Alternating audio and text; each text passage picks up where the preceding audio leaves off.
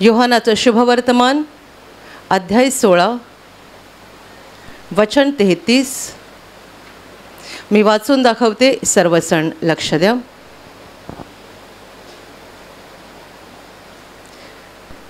माझ्या ठाई तुम्हाला शांती मिळावी म्हणून मी तुम्हाला या गोष्टी सांगितल्या आहेत.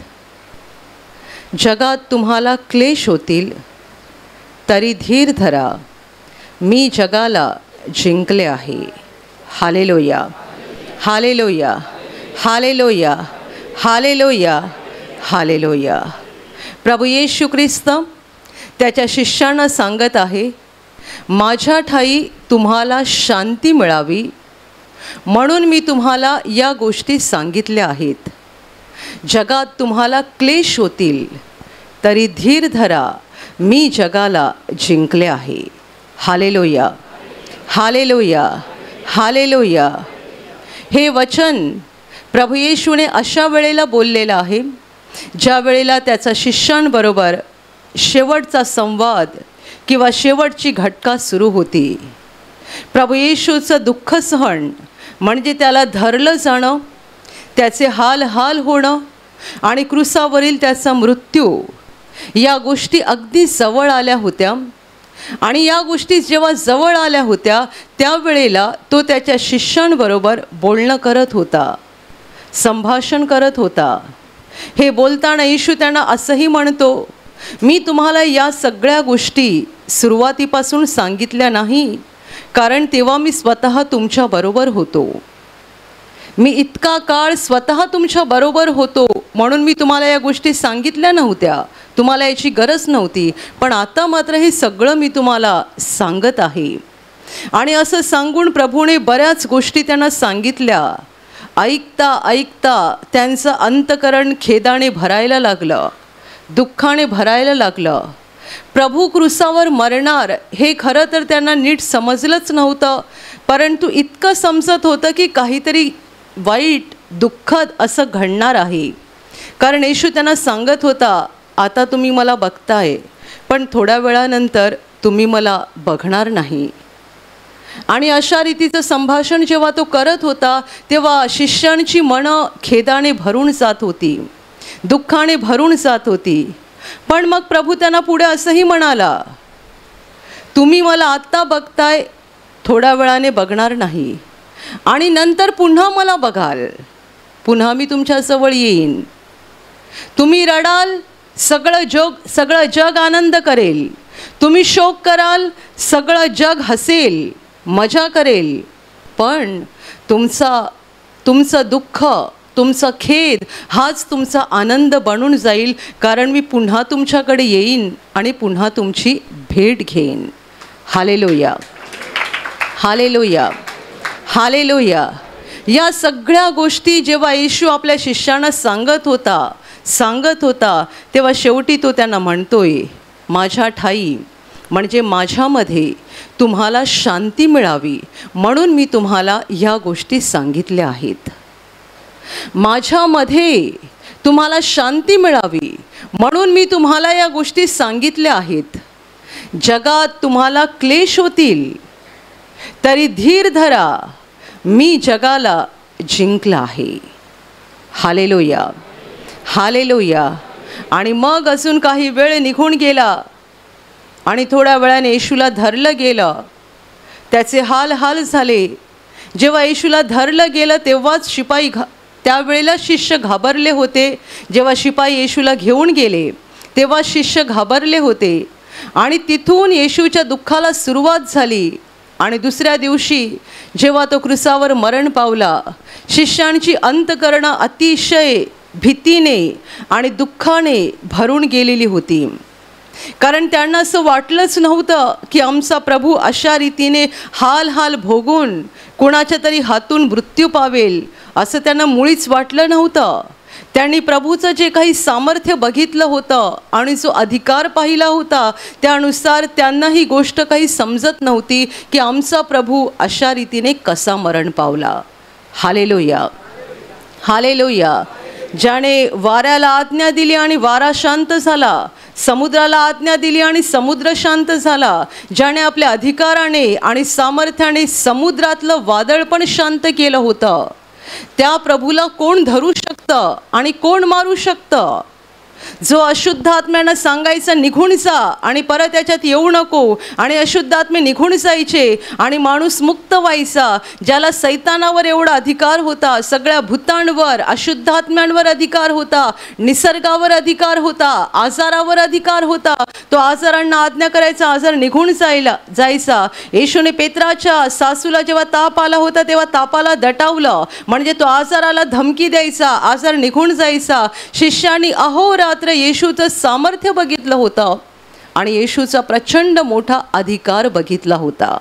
Hallelujah, hallelujah, hallelujah. येशूला मारण्यासाठी याआधी पुष्कळ प्रयत्न झाले, पुष्कळ. जेव्हापासून येशूच्या कार्याची सुरुवात झाली तेव्हापासूनच विरोधक तयार होते, टपले होते त्याला मारण्यासाठी. पण जोपर्यंत त्याची वेळ आली नव्हती तोपर्यंत कोणी त्याच्या केसाला पण हात लावू शकलं नाही. खूप वेळा प्रयत्न झाले, इथपर्यंत की येशू जेव्हा यरुशलेममध्ये वल्हांडण सणाला गेला होता आणि तो लोकांना शिकवत होता, त्यावेळेला तिकडे पण लोकांची आपसात फुटी पडायला लागली. काही लोक म्हणायचे हा बरोबर बोलतो, काही लोक म्हणायचे हा फसवतो. म्हणजे काही त्याच्यावर विश्वास ठेवायचे, काही विश्वास ठेवायचे नाहीत. आणि मग अधिकाऱ्यांनी माणसं पाठवली होती त्याला धरण्यासाठी. जी माणसं आली होती येशूला धरण्यासाठी ती पण तिकडे उभी राहिली. येशू काय बोलतोय, काय करतोय ते ऐकलं आणि ते हात हलवत परत गेले. त्याने येशूला धरलं नाही. तेव्हा अधिकारी चिडले त्यांच्यावर आणि त्यांना म्हणाले तुम्ही त्याला धरून का आणलं नाही? तेव्हा ते माणसं असं म्हणाली, तो जे काही बोलतो तसं आजपर्यंत कोणी कधी बोललंच नाही आहे, तो जे काही करतो तसं आजपर्यंत कोणी कधी केलंच नाही. म्हणजे त्यांना तेव्हा हिंमत झाली नव्हती. याचा अर्थ असा आहे की येशूला धरण्यासाठी आणि मारण्यासाठी आधीपासूनच पुष्कळ प्रयत्न झाले होते. Hallelujah, hallelujah. पण येशू म्हणायचं त्याप्रमाणे त्याची वेळ आली नव्हती. जोपर्यंत देवपित्याने या जगात त्याला दिलेलं काम पूर्ण होत नाही तोपर्यंत त्याचं बलिदान क्रूसावरचं होणार नव्हतं. आणि आत्ता मात्र ती वेळ आली होती. आता तो अगदी दुर्बळपणे, असहाय्यपणे, खरं तर नव्हता तो दुर्बळ आणि नव्हता असहाय्य, परंतु तो त्या स्थितीमध्ये कुणाच्या तरी हातात धरून दिला जाणार होता आणि त्याचे हाल हाल होऊन, त्याचं रक्त पडून तो क्रूसावर मरणार होता. जेव्हा येशू क्रूसावर मेला तेव्हा शिष्य घाबरले, कारण त्यांना हे माहिती होतं आमच्या प्रभूला अनेकांनी मारायचा प्रयत्न केला पण कुणी त्याला हात लावू शकलं नाही. अनेकांनी त्याला शब्दात धरायचा प्रयत्न केला पण त्याच्याकडे एवढं ज्ञान होतं की त्याच्या ज्ञानापुढे कोणाला उभंही राहता येत नाही. काय ज्ञान, काय सामर्थ्य, काय अधिकार, कोण याला धरू शकतो आणि कोण याला मारू शकतो. पण जेव्हा ती ठरलेली वेळ आली तेव्हा मात्र येशूचं बलिदान झालं आणि शिष्य घाबरून गेले. Hallelujah, hallelujah, hallelujah. परंतु येशूने त्यांना मरणाच्या आधी सांगितलं होतं, मी आता थोड्या वेळानंतर तुम्हाला दिसणार नाही आणि पुन्हा मी तुम्हाला दिसेन आणि तुमची भेट घेईन, तेव्हा तुमचं हृदय आनंदित होईल. काही काळ, काही वेळ तुम्ही मला बघू शकणार नाही, तेव्हा तुम्ही रडाल आणि सगळं जग हसेल. तुम्ही शोक कराल आणि जग आनंद करेल. पण हा तुमचा शोक आणि हे तुमचं दुःख आनंदात बदलून जाईल, कारण मी पुन्हा तुमच्याकडे येणार आणि पुन्हा तुमची भेट घेणार. त्यांना ते समजत नव्हतं, पण जेव्हा प्रत्यक्षात घडलं तेव्हा त्यांना समजलं प्रभूने काय सांगितलं होतं. येशू क्रूसावर मेला, शिष्य घाबरले. येशूचं शरीर कबरेमध्ये ठेवलं गेलं. कबरेवर भली मोठी धोंड ठेवली गेली आणि केवळ धोंड नाही तर पहारा ठेवला गेला शिपायांचा. कारण ज्या अधिकाऱ्यांनी येशूला मृत्यूदंड दिला होता त्यांना भीती वाटत होती की हा माणूस जिवंत असताना म्हणत होता की मी तिसऱ्या दिवशी उठणार, तर काय सांगावं, याचे शिष्य येतील आणि याचं शरीर चोरून नेतील आणि सांगतील की हा उठला आहे. म्हणून कबरेवर फक्त भली मोठी धोंड ठेवली नाही तर कबरेवर मोठा पहारा ठेवण्यात आला कडक बंदोबस्त करण्यात आला की कुणी ती कबर उघडू नये आणि कुणी त्याच्या प्रेताला हात लावू नये. माणसाने केवढीही ताकद लावली तरी देवाच्या ताकदीपुढे माणूस शून्य आहे. आपण गाण्यामध्ये गातो ना, तुझ्या सामर्थ्यापुढे मस्तक माझे झुके. ज्यांनी देवाच्या सामर्थ्यापुढे मस्तक झुकवलं ते शहाणे आहेत. त्यांच्या जीवनात देवाचं सामर्थ्य भल्यासाठी काम करतं, भल्यासाठी. आणि जे मूर्खपणाने कडकच राहतात आणि देवाच्या सामर्थ्यापुढे मान झुकवत नाही, त्यांच्या जीवनात देवाचं सामर्थ्य वेगळ्या पद्धतीने काम करतं आणि मग ते सगळे दुर्बळ आणि लाचार होऊन मग देवाला शरण येतात. माणसाची ताकद, माणसाची शक्ती देवापुढे काय आहे? येशूचं शरीर कबरेमध्ये ठेवलं गेलं, एवढी भल्ली मोठी धोंड लोटली त्या कबरेवरती आणि कडक बंदोबस्त ठेवला. कमीत कमी 3 दिवसापर्यंत तरी. चौथ्या दिवशी काढून घेऊ बंदोबस्त, पण 3 दिवस तरी पहारा राहिला पाहिजे, कारण हा जिवंत असताना बोलला होता 3ऱ्या दिवशी तो उठेल म्हणून. तर तो काही उठणार नाही, कारण मेलेला कधी उठतो का? जगाच्या इतिहासात असं कधी झालंच नाही. ज्यांनी मृत्यूदंड येशूला दिला होता त्यांना वाटत होतं संपलं सगळं, हा मेला, हा काही उठणार नाही. पण याचे शिष्य मात्र आमची फसगत करतील आणि याचं शरीर चोरून नेतील आणि सगळ्या ठिकाणी गाजावाजा करतील की हा उठला आहे म्हणून. म्हणून किमान 3 दिवसपर्यंत तरी कबरेवरती मोठा पहारा असायला पाहिजे. आणि धोंड आणि पहारा त्या कबरेवरती होता 1 दिवस 2 दिवस. पण देवाची ताकद, देवाचं सामर्थ्य, माणूस त्यापुढे धूळ आणि माती आहे. पुनरुत्थानाची वेळ आली, येशू कबरेमध्ये उठला आणि धोंड आपोआप बाजूला झाली. स्वर्गातून देवदूत उतरले आणि त्यांनी ती धोंड बाजूला केली. आठवड्याचा पहिला दिवस ज्या स्त्रिया त्याच्यावर प्रेम करत होत्या त्या सुगंधी द्रव्य घेऊन निघाल्या, कारण त्याचा आदला दिवस म्हणजे शनिवारचा दिवस हा शब्बात दिवस होता आणि त्या दिवशी काही काम करायचं नसते. म्हणून बायबल असं म्हणतं की शब्बात असल्यामुळे त्या स्वस्थ बसून राहिल्या, शांत राहिल्या. पण जसा शब्बात संपला तसा लगेच ते पहाटेला उठल्या आणि निघाल्या कबरेकडे जायला आणि मनात बोलत होत्या, आपल्यासाठी त्या कबरेवरची धोंड कोण बाजूला करेल? एवढी मोठी धोंड आहे, आपण तर स्त्रियाच आहोत, आपण तो दगड एवढा मोठा कसा सरकवणार? आणि बोलता बोलता कबरेपाशी पोहोचल्या आणि बघतात तर काय, धोंड आधीच कोणीतरी बाजूला केलेली आहे. आतमध्ये गेल्या, बघितलं येशूचं शरीर नव्हतं. त्या घाबरल्या, झालं काय? आमच्या प्रभूला कुठे नेलं त्यांनी? आणि त्यावेळेला त्यांना सफेद श्वेत वस्त्र घातलेला एक पुरुष तिकडे दिसला आणि तो म्हणाला, तुम्ही जिवंताचा शोध मेलेल्यांमध्ये का करता? तो इकडे नाही आहे, तो उठला आहे. Hallelujah, hallelujah. तो उठला आहे आणि तो जिवंत असताना तुम्हाला काय सांगत होता त्याची आठवण करा. त्याने सांगितलं होतं मी 3ऱ्या दिवशी उठणार आहे. जा आणि त्याच्या शिष्यांना सांगा आणि पेत्राला पण सांगा, तुमचा प्रभू उठला आहे. त्या गेल्या धावत धावत, घाबरल्या पण होत्या, आश्चर्यचकित पण झाल्या होत्या, आनंदी पण झाल्या होत्या. आणि शिष्य एका घरात जमले होते, खूप निराश, खूप दुःखात. आमचा प्रभू मरण पावला, आम्ही त्याच्यासाठी घरदार सोडलं, 3 वर्षे आम्ही त्याच्याबरोबर राहिलो, आम्ही त्याचे शिष्य बनलो, पण या दुष्ट लोकांनी तर त्याला मारून टाकलं, आता काय होईल? विचार करत ते बसले होते. तेवढ्या त्या स्त्रिया तिकडे पोहोचल्या आणि त्या सांगतायत, प्रभू उठला आहे, प्रभू उठला आहे. जेव्हा या स्त्रिया सांगतायत प्रभू उठला आहे, तेव्हा सगळेजण त्यांना वेड्यात काढायला लागले. असं कधी होते का? आम्ही त्याला बघितलं, तो किती घायाळ आणि रक्तबंबाळ आणि दुर्बळ अवस्थेत होता. तो कसा मरण पावला आम्ही बघितलं. आम्ही त्याचं शरीर कबरेमध्ये ठेवलं. मेलेला माणूस कसा उठू शकतो? त्या स्त्रिया म्हणतात, पण आम्ही गेलो कबरेकडे, तिकडे आम्हाला असं असं दिसलं आणि प्रभूचं शरीर तिकडे नव्हतं. श्वेत वस्त्र परिधान केलेला पुरुष आम्हाला दिसला आणि त्याने आम्हाला असं सांगितलं. शिष्य काही विश्वास ठेवायला तयार नाहीत, परंतु त्यातले 2 जण धावत धावत कबरेकडे गेले. एक होता येशूचा प्रमुख शिष्य पेत्र आणि दुसरा होता लाडका शिष्य योहान. पेत्र धावत धावत गेला, कबरेत डोकावून बघितलं, त्याला येशूचं शरीर दिसलं नाही आणि तो विचार करत करत परत आला. त्यांच्या मनात हे विचार होते की ज्यांनी त्याला मारलं त्यांनीच त्याचं शरीर कुठेतरी नेलं आणि त्या शरीराची काहीतरी विल्हेवाट लावलेली असणार. अजून त्यांचं दुःख वाढलं.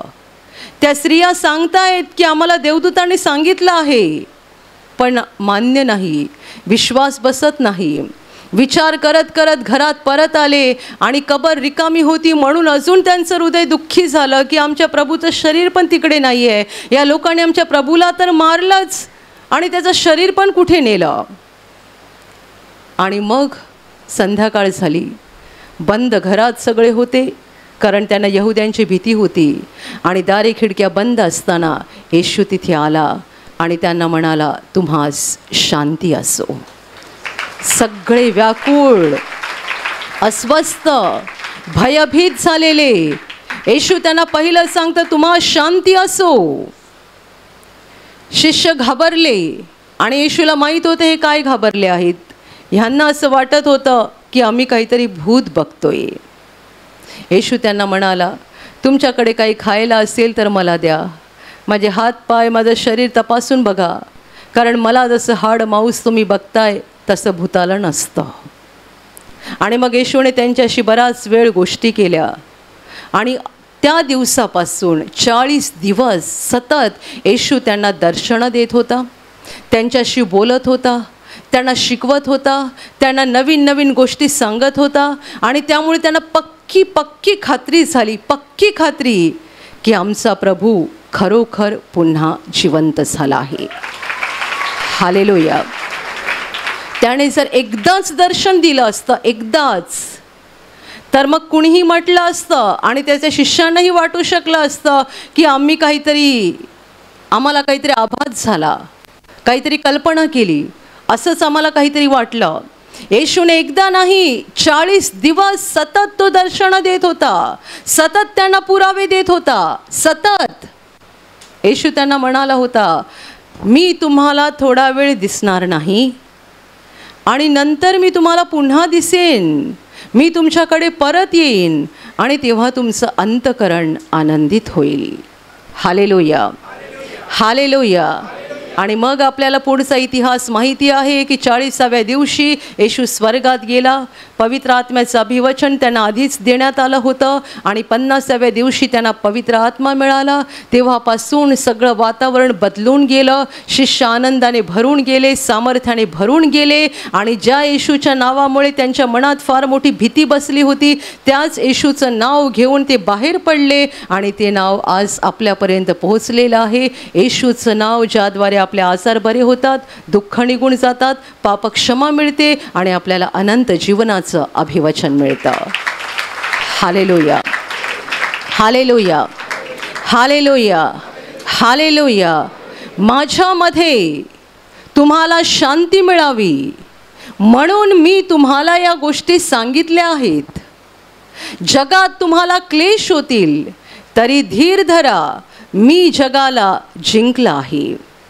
क्लेश, येशूने सगळ्या दुःखाला एकच शब्द वापरला, क्लेश. तुम्ही मला सांगा, मानवी जीवनामध्ये किती प्रकारचे क्लेश असतात. जेव्हा येशू क्रूसावर मेला तेव्हा या 11 शिष्यांची काय अवस्था झाली. 12 मधला एक निघून गेला होता, 11 राहिले होते. या 11 जणांची काय अवस्था झाली असेल सांगा. त्यांच्या घरचे, त्यांचे शेजारी, त्यांचे नातेवाईक किती त्यांना हसले असतील. सगळं सोडून त्याच्या मागे गेलात. काय मिळालं तुम्हाला? काय कमावलं तुम्ही? ज्या वेळेला येशू क्रूसावर मेला तेव्हा या 11 जणांची अवस्था काय होती. आणि केवळ हे 11 नव्हते, येशूवर प्रेम करणाऱ्या काही स्त्रिया पण होत्या, ज्यांनी येशूसाठी सगळं सोडलं होतं आणि त्या पण येशूबरोबर जिकडे तिकडे फिरायच्या. त्या सगळ्यांची काय अवस्था झाली. येशूवर प्रेम करणारे आणि येशूवर विश्वास ठेवणारे लोक होते, त्यांची अवस्था काय झाली. कुणी त्यांचा अपमान केला, कुणी चेष्टा केली, कुणी त्यांना भीती दाखवली, ते घाबरले तर फार होते. कारण ज्या प्रकारे येशूचे हाल झाले होते त्या प्रकारे आमचे पण होऊ शकतात, हे एक फार मोठं भय त्यांच्या मनात आलं होतं. भीती, अपमान, निंदा, किती प्रकारचं दुःख ते झेलत होते. पण येशू त्यांना आधीच बोलला होता, जगात तुम्हाला क्लेश होतील तरी धीर धरा, मी जगाला जिंकला आहे. जगातले सगळे कष्ट, सगळ्या वेदना, सगळी दुःख, यासाठी एकच शब्द येशूने वापरला आहे, क्लेश. जेव्हा आपण येशूच्या मागे जातो तेव्हा असं नाही की सगळं काही चांगलं सुरू होतं. चांगलं म्हणण्यापेक्षा सुशेगात असते. म्हणजे काही दुःख नाही, काही अडथळा नाही, काही समस्या नाही, असं जीवन नाही आहे. आपण या जगात आहोत. आपल्याला अभिवचन या गोष्टीचं आहे की देव आपल्याबरोबर राहणार, तो आपल्याला आशीर्वादित करणार, तो आपल्याला संकटातून बाहेर काढणार, तो आपल्याला संकटात दुःखात हिंमत देणार, बळ देणार, हे अभिवचन आहे. परंतु असं नाही की येशूच्या मागे चालायला लागल्यानंतर अजिबात दुःख नाही आहे, अजिबात कष्ट नाही आहेत, अजिबात वेदना नाही आहेत. तसं असतं तर सगळ्यात पहिलं हे जीवन शिष्यांना लाभलं असतं. पण येशू त्या शिष्यांना म्हणतो, जगात तुम्हाला क्लेश होतील, पण या सगळ्या क्लेशामध्ये त्यांना धीर धरता यावा आणि या सगळ्या क्लेशामध्ये त्यांच्या मनामध्ये शांती असावी. म्हणून येशूने सुरुवातीला एवढी सगळी वचनं त्यांना सांगितली. तो म्हणतोय की माझ्या ठाई तुम्हाला शांती मिळावी म्हणून मी तुम्हाला या गोष्टी सांगितल्या आहेत. Hallelujah, hallelujah. तुमच्यापैकी बरेच जण नियमितपणे प्रार्थनेला येतात, काही जण नियमितपणे यूट्यूबवरती प्रार्थना बघतात. तुम्ही प्रवचन ऐकता, प्रवचन म्हणजेच देवाची वचनं. अनेक वेळेला वारंवार तीच वचनं तुम्ही ऐकता. जेव्हा तुम्ही ऐकता तेव्हा तुमचा नक्की काय फायदा होतो? देवाचं वचन ऐकल्याने काय होतं? देवाचं वचन ऐकल्याने अनेक आध्यात्मिक फायदा आपल्याला मिळतो, पण त्यातला एक मोठा फायदा असतो, देवाचं वचन आपल्याला शांत करतं. अस्वस्थ, व्याकुळ, चिंताक्रांत, भीतीने भरलेलं असं जे मन असतं, देवाचं वचन आपल्याला शांती देतं. शांती. देवाच्या वचनाद्वारे आपल्याला सत्य कळतं आणि जेव्हा आपल्याला सत्य कळतं तेव्हा आपल्या मनामध्ये फार मोठी शांती येते. Hallelujah, hallelujah, hallelujah, hallelujah. Yeshu क्रूसावर मरणार, पण त्याचा मृत्यू हे शेवट नाही आहे, पुढे काहीतरी होणार आहे. येशू शिष्यांपासून वेगळा होणार, कारण हाल भोगून तो क्रूसावर मरणार आहे. हे जे दुःख आहे, हे दुःख म्हणजे शेवट नाही आहे, पुढे काहीतरी होणार आहे. येशूने ते त्यांना आधी सांगून ठेवलं. का सांगून ठेवलं? त्यांना जर सत्य समजलं तर त्यांच्या मनामध्ये शांती राहील. जर त्यांना हे सत्य माहीत नसेल तर ते सैरभैर होतील, घाबरतील, अस्वस्थ होतील आणि काहीही चुकीचा निर्णय घेतील. Hallelujah, hallelujah, hallelujah. समजा तुमच्यामध्ये असा एखादा भाऊ आहे ज्याच्याकडे स्वतःचं घर नाही आहे. आज त्याचं वय आहे 45 वर्षे. प्रभूने त्याला सांगितलं, वयाच्या 55व्या वर्षी मी तुला स्वतःचं मोठं सुंदर घर देईन. आज त्याचं वय आहे 45 आणि देव त्याला सांगतोय, वयाच्या 55व्या वर्षी मी तुला मोठं सुंदर घर देईन. त्याला देवाच्या वचनावर विश्वास आहे, खात्री आहे. देव जे काही बोलतो ते तो माझ्यासाठी करणार. काही महिने निघून जातात आणि अचानक त्याच्या अंगावर एक गाठ येते. ती गाठ मोठी होत जाते, दुखायला लागते आणि मग घरचे लोक त्याला म्हणतात, लवकर जाऊन तपासून घे, काहीतरी मोठा आजार असेल. याला प्रभूने काय सांगितलेलं आहे? वयाच्या 55व्या वर्षी तुला मी स्वतःचं सुंदर घर देईन. आज त्याच्या अंगावर गाठ आहे, गाठ वाढत चाललेली आहे, त्याला खूप मोठा त्रास होतोय आणि आता मनात भीती यायला लागली, मी संपणार तर नाही ना, मी संपणार तर नाही ना. जेव्हा त्याला ही भीती येईल तेव्हा त्याने या वचनाची आठवण केली पाहिजे. देवाने मला सांगितलं आहे 55 वर्षाचं झाल्यानंतर माझ्याकडे स्वतःचं घर असणार आहे. याचा अर्थ मी अजून 10 वर्षे जगणार आहे. काही हो, पण मी अजून 10 वर्षे जगणार आहे. हा विश्वास आणि ही शांती त्याला कधी मिळू शकते? जर तो देवाच्या वचनाकडे बघत राहिला आणि देवाच्या वचनामध्ये ठाम राहिला. आपण याचं एक सुंदर उदाहरण बायबलमध्ये बघतो.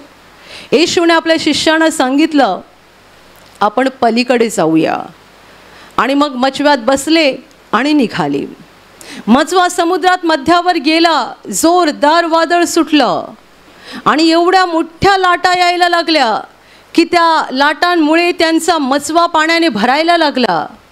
शिष्य घाबरले, ते थकले, नाव वल्लवून थकले, आणि एवढं पाणी आणि एवढ्या लाटा आणि मचवा अशा रीतीने पाण्याने भरत होता की त्यांना आता पक्की खात्री वाटायला लागली आम्ही आता बुडून मरणार.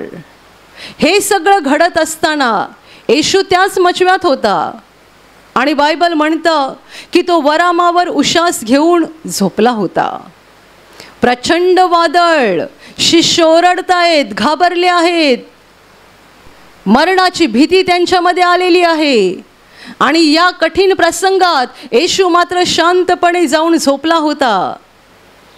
आणि मग शिष्य त्याच्या जवळ गेले आणि त्याला उठवून सांगतात प्रभूजी आपण बुडालो, आपण बुडालो, आपण बुडालो. याचा अर्थ तू पण बुडणार आहेस. फक्त आम्ही नाही, तू पण बुडणार आहे. ते आम्ही बुडालो असं नाही म्हणत, आपण बुडालो. तेव्हा येशू उठला आणि येशू उठल्यानंतर शिष्यांकडे बघितलं नाही, त्यांना ओरडला नाही, त्यांना काही बोलला नाही. पहिलं तो वाऱ्याशी बोलला आणि समुद्राशी बोलला. कारण आपण जसे माणसाशी बोलतो तसा तो त्याच्या निर्मितीशी बोलतो, सगळ्या निर्मितीशी. तो दगडाशी पण बोलू शकतो. दगड ऐकेल का? आपलं नाही ऐकणार, पण निर्माणकर्त्याचं ऐकणार. Hallelujah, hallelujah. गुरुजी उठा आपण बुडालो असं जेव्हा शिष्य घाबरून बोलले आणि येशूला जागा केलं तेव्हा येशू उठला आणि शिष्यांकडे न बघता पहिलं वाऱ्याकडे आणि समुद्राकडे बघितलं. त्यांना आज्ञा केली, दटावलं, शांत केलं. वारा पडला, समुद्र शांत झाला आणि सगळं काही अगदी निवांत झालं. आणि मग तो शिष्यांकडे वळाला. तोपर्यंत शिष्य घाबरले होते येशूला बघून, आधी घाबरले होते वारा आणि पाणी बघून. पण जेव्हा येशू वाऱ्या आणि पाण्याशी बोलायला लागला तेव्हा हे याला बघून घाबरले. हा आहे तरी कोण? वारा आणि समुद्र यांना हा आज्ञा करतो आणि ते पण त्याचं ऐकतात. हा आहे तरी कोण? आणि येशूने वारा समुद्र शांत केल्यावर त्यांच्याकडे वळाला आणि त्यांना म्हणतो, अरे अहो अल्पविश्वासी, तुम्ही इतके भित्रे कसे? आपण जेव्हा मचव्यात बसायला गेलो तेव्हा मी बोललो होतो ना, आपण पलीकडे जाऊया. जर मी बोललो आपण पलीकडे जाऊया तर जाणार. वादळ येवो, लाटांनी तारू भरून जाओ, काही संकट येवो, पण जर मी म्हणालो आपण पलीकडे जाऊया तर समुद्राच्या पलीकडे आपण पोहोचणार. Hallelujah, hallelujah, hallelujah. देवाचा एक एक शब्द, अगदी छोट्यातलं छोटं वचन पण फार महत्त्वाचं असतं. आपण पलीकडे जाऊया हे अगदी सहज बोललेलं वाक्य वाटते, पण येशूच्या तोंडातून निघालेलं कोणतंच वाक्य सहज नसते. तो जर म्हणाला आपण पलीकडे जाऊया तर अख्ख्या विश्वात कुठे ताकदच नाही आहे त्याचे शब्द खोडून काढायची. जाणार म्हणजे जाणार म्हणजे जाणार. येशू म्हणाला, माझ्या ठाई तुम्हाला शांती मिळावी म्हणून मी तुम्हाला या गोष्टी सांगितल्या आहेत. देवाची वचनं आपल्याला शांत करतात. देवाची वचनं आपल्याला धीर देतात. देवाची वचनं आपल्याला सैर भैर होऊ देत नाहीत आणि भटकू देत नाहीत. कारण देवाची वचनं आपल्याला सत्याची जाणीव करून देतात. Hallelujah, hallelujah, hallelujah, hallelujah. तुम्हाला जर देवाने सांगितलं असेल की तुमचा मुलगा मोठा झाल्यानंतर एक फार मोठा माणूस होणार आहे, फार प्रतिष्ठित माणूस होणार आहे, एक चांगला माणूस होणार आहे, देवाने तुम्हाला सांगितलं आहे का? मग आता तो 10वीला नापास झाला म्हणून हातात छडी घेऊन त्याला मारून काढणार? जर देवाने तुम्हाला सांगितलं आहे की तुझ्या मुलाला मी आशीर्वादित करणार आणि मोठा झाल्यानंतर त्याला मी एक फार मोठं चांगलं जीवन देईल, तो एक फार मोठी व्यक्ती बनेल, असं जर देवाने तुम्हाला सांगितलं आहे आणि मुलगा 10वीला नापास झाला म्हणून जर तुम्ही त्याला शिव्या घालायला सुरुवात केली आणि काठीने मारझोड करायला सुरुवात केली, तर तुम्ही मला सांगा तुमच्याकडे शांती कुठे आहे? आणि शांती का नाही आहे? कारण देवाने जे तुम्हाला सांगितलं आहे त्याकडे तुम्ही तुमचं मन लावलं नाही आहे, देवाचे शब्द तुम्ही तुमच्या हृदयात ठेवले नाही आहेत आणि त्यामुळे तुम्हाला सत्य माहीत नाही आहे. सत्य माहीत नसल्यामुळे तुमच्याकडे शांती नाही. Hallelujah, hallelujah, hallelujah. येशूकडे का शांती होती सांगा? कारण त्याला सत्य माहिती होतं.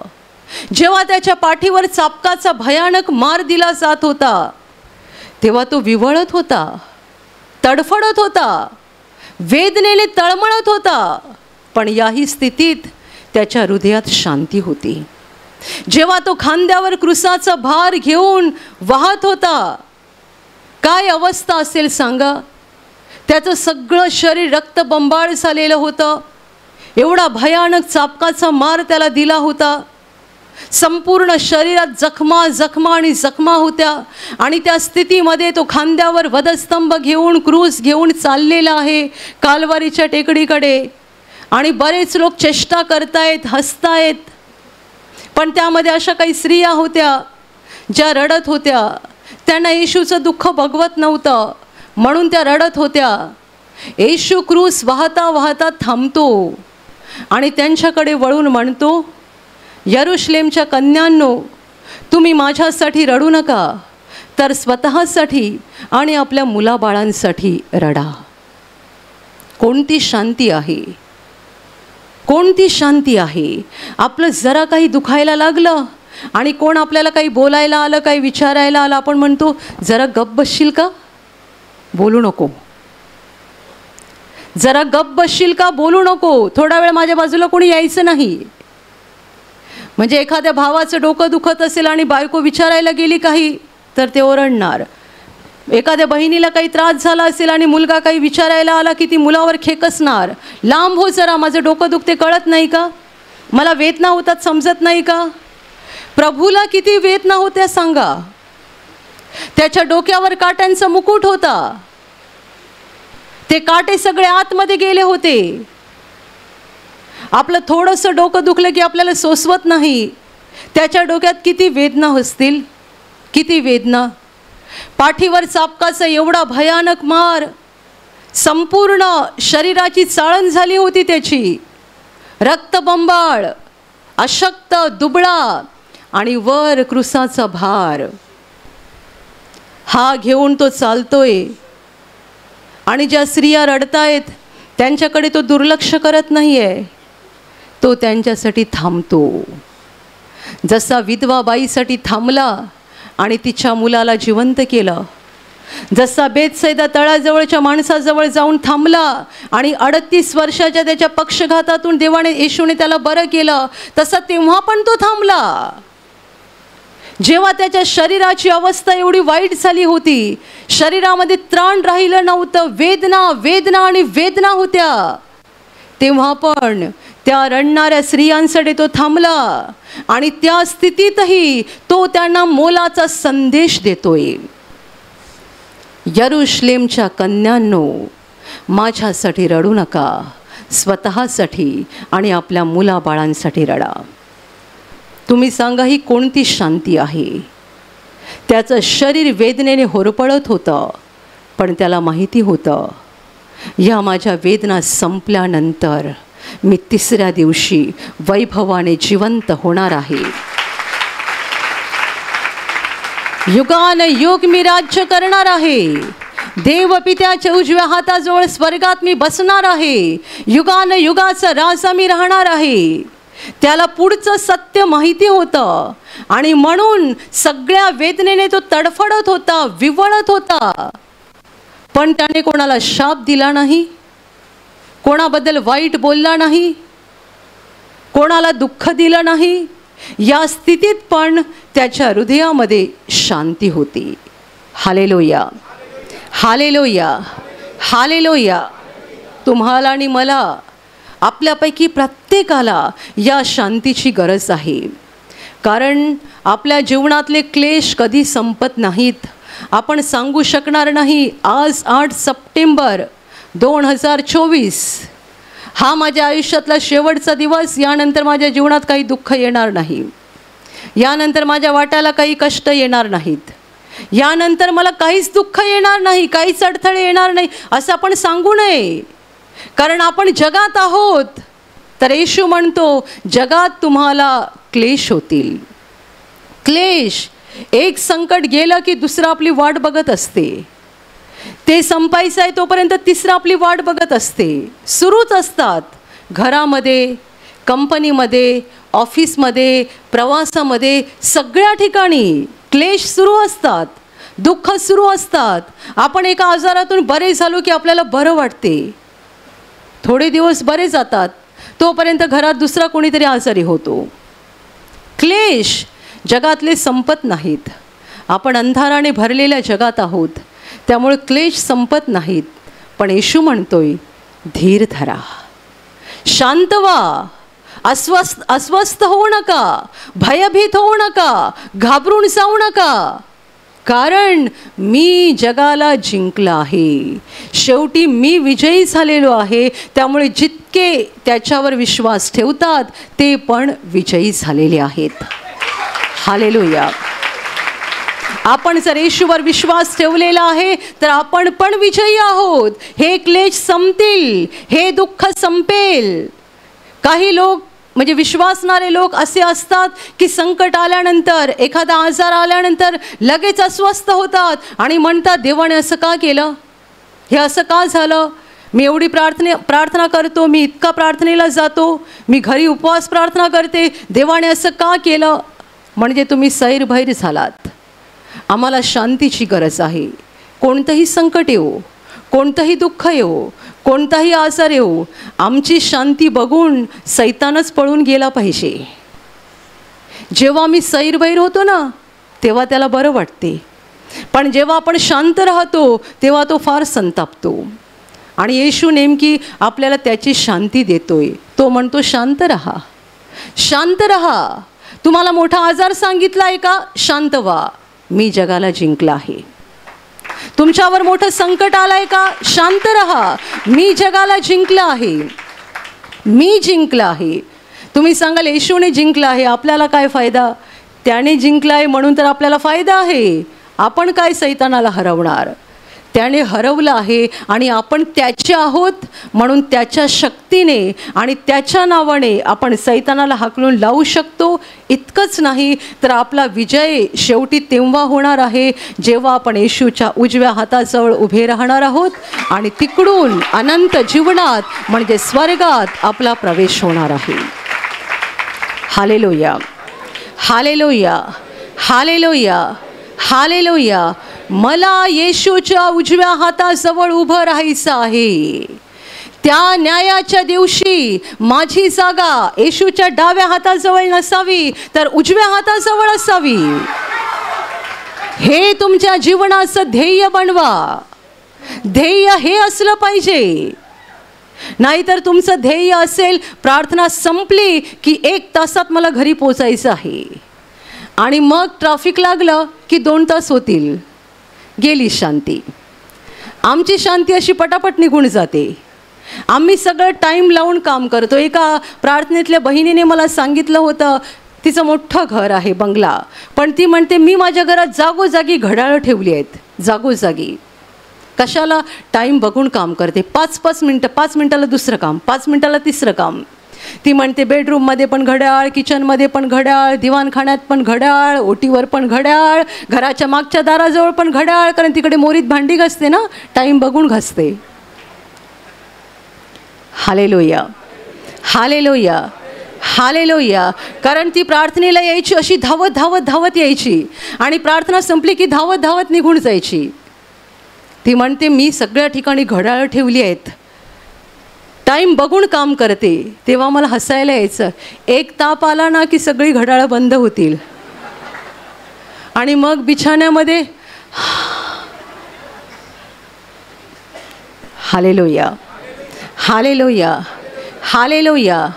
कधी कधी माझं पण होते, मी मोबाईलमध्ये एका दिवसाला 2-3 काहीतरी कामाचे रिमाइंडर लावून ठेवते आणि नेमका तो दिवस जर असा असला की माझ्याने कामच होत नाही की मला त्या रिमाइंडरचाच त्रास होतो. ते सारखे वाजत राहतात पण मला शक्ती नसते की मी उठून ते काम करावं. Hallelujah hallelujah. वेळ आपल्या मालकीचा नाही आहे, वेळ त्याच्या मालकीचा आहे. Hallelujah hallelujah hallelujah. एका बहिणीला संधिवात झाला होता आणि ती जेव्हा माझ्याकडे काउन्सिलिंगसाठी आली, तरुण होती, मला वाटते 40च्या आसपासच काहीतरी वय होतं, रडत होती आणि ती मला म्हणाली की मला सगळं आठवते, मी पूर्वी कशी काम करायचे. मी जेव्हा ऑफिसला जायचे तेव्हा धावत धावत ट्रेन पकडायची, बस पकडायची, मग मी धावत घरी यायचे, धावपळ करून घरातली कामं करायची, पहाटे लवकर उठायची, लवकर धावपळ करून कामं करायची. मग आता संधिवात झाला ना, ऑफिस बंद, कामं बंद, घरामध्ये फक्त बसून असते आणि मग घरातच एक काहीतरी काम मोलकरीन कोणीतरी ठेवली कामं करायला, कारण मला काहीच करायला जमत नाही. Hallelujah hallelujah. कसली धावपळ करताय, कसली धावाधाव करताय, शांत व्हा. येशू म्हणतो मी जगाला जिंकला आहे, मी जगाला जिंकला आहे. या शुक्रवारी आपल्याकडे एक सुंदर साक्ष आली. एका भावाने सांगितलं की तो त्याच्या बायकोच्या भांडणामुळे वैतागून गेला होता. वैतागून पुष्कळ भांडण करायची. मग काय झालं, 1 वर्षापूर्वी त्याने यूट्यूबवर आपली प्रार्थना बघितली. गावी बायकोला पण प्रार्थनेची लिंक पाठवली, बायकोने पण प्रार्थना बघायची सुरुवात केली आणि ते म्हणतात तेव्हापासून 1 वर्ष झालं माझ्या बायकोने माझ्याशी भांडण केलं नाही. 1 वर्ष शांती आणि शांती आहे. 1 वर्ष शांती आहे. म्हटलं हा मोठा चमत्कार आहे. 1 वर्षात जर बायकोने भांडण केलं नाही, आणि हे मी बोलत नाही, ते भाऊ स्वतः बोलले.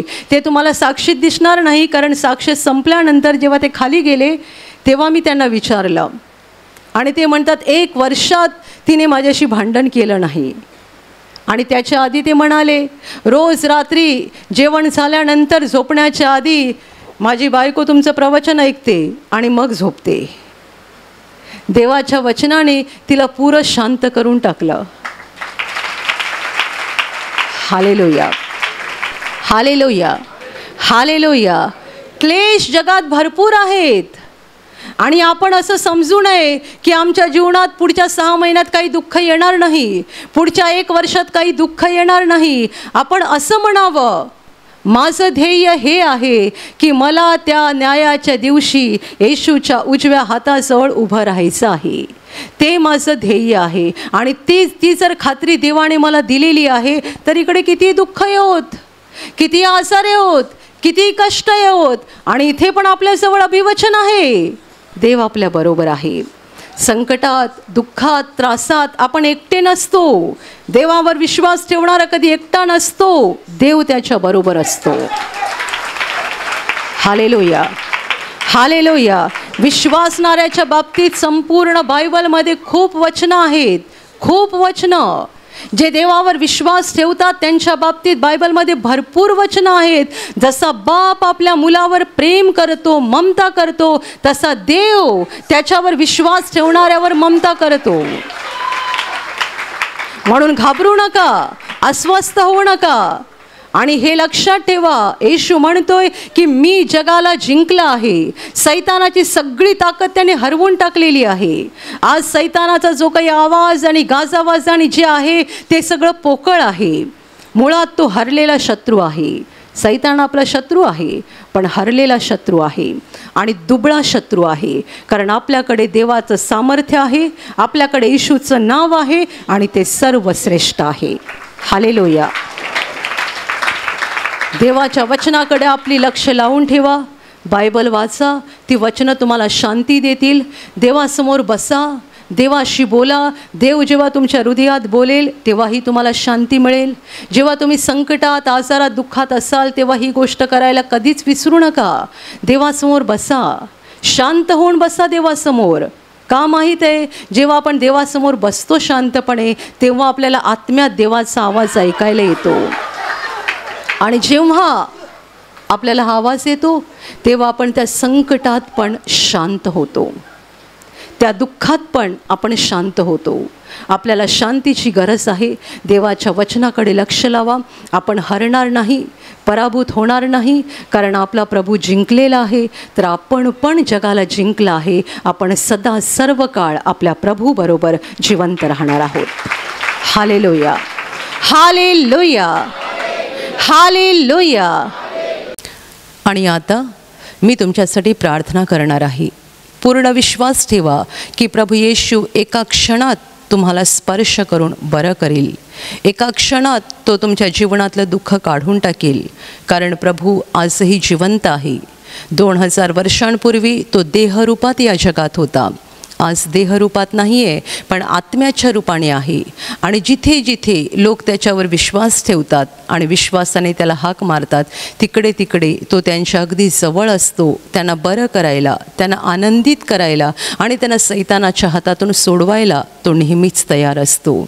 म्हणून विश्वास ठेवा, प्रभू इथे आहे. तो तुम्हाला स्पर्श करेल आणि तुमचं जीवन बदलून टाकेल.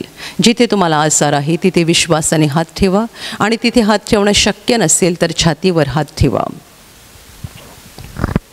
प्रभू येशूच्या नावाने या क्षणाला तुमच्या शरीरातले सगळे आजार नष्ट होत. प्रभू येशूच्या नावाने तुमच्या जीवनातील सगळी दुःख निघून जावोत. सैतानाची सर्व कामं तुमच्या घरातून आणि तुमच्या कुटुंबातून प्रभू येशूच्या नावाने पूर्णपणे नष्ट होत. सर्व शुद्धात्म्यांनो, प्रभू येशूच्या नावाने मी तुम्हाला आज्ञा देत आहे, या क्षणाला यांना सोडून निघून जा आणि पुन्हा त्यांच्यात शिरू नका. प्रभूचं महान सामर्थ्य तुमच्यावर येऊ. पवित्र आत्मा तुमच्यावर येऊ.